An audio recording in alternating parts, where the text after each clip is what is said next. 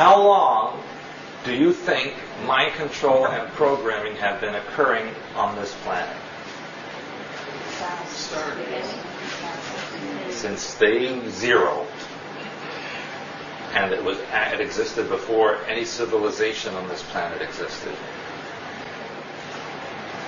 What type of beings were most involved in controlling and manipulation? Sirius, and who else? Who gave them who did they give the technology to? The reptilians. And the Aryans, yes, absolutely both. And why would a civilization want to program their own people? To, number one, perpetuation of the civilization. No deviation from what they want the population to do. That's the overall concept of the reasoning behind it. The continuation of the population, of the civilization,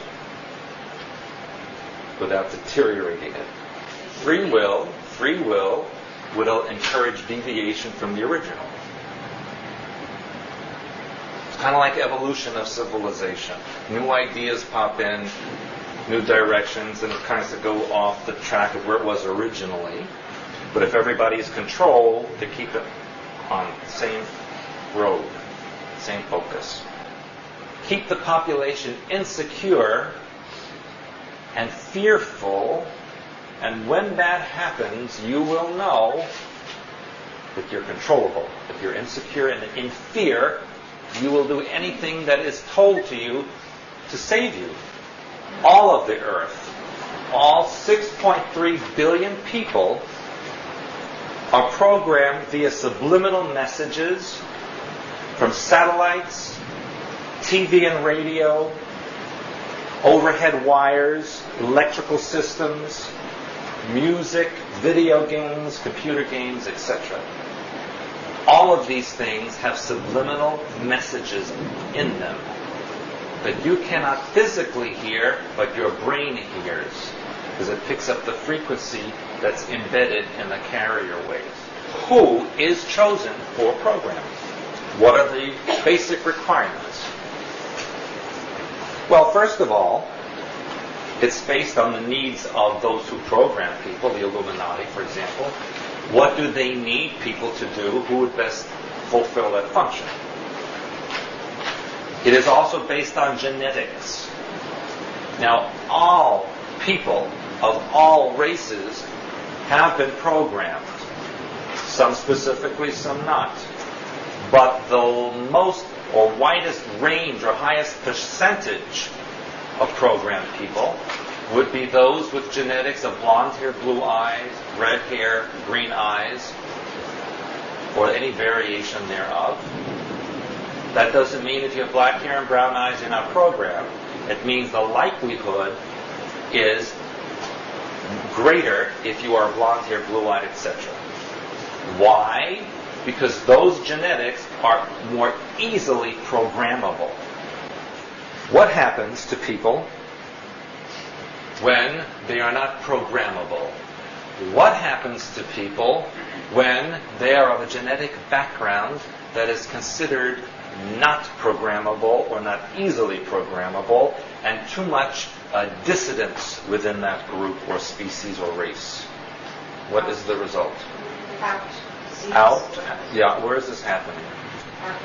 Africa. Most of Africa is being destroyed. Where else? Prisons?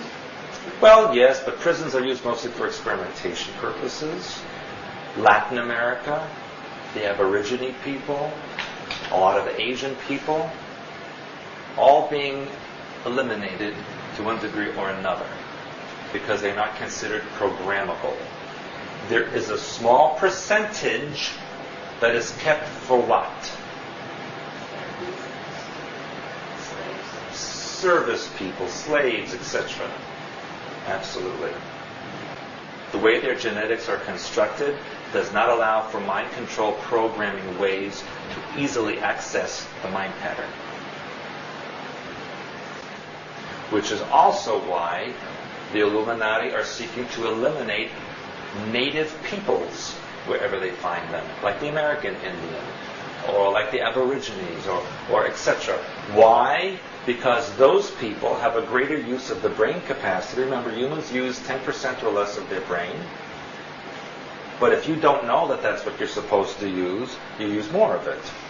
If you're not conditioned to using less, you use what you have. So those people are dangerous, because studying those cultures could make you realize what I'm not doing. So they're being eliminated. What else do they do to people who maybe are necessary but not programmable? You've seen it happen right today, is on the news weeks ago. What are they doing to those other people? Chips. Putting chips in them. The chips can override mind pattern and tap directly into the nervous system and manipulate brain waves. We're going to learn how that works tomorrow when we look at frequencies and hertz levels, and when we do the parts on technology. They also have created viruses and bacteria over the last 50 years through experimentation that they've injected into people to see what results it would have on the genetics, on the mind, and on the body. That finally led into what we now have as the flesh-eating virus.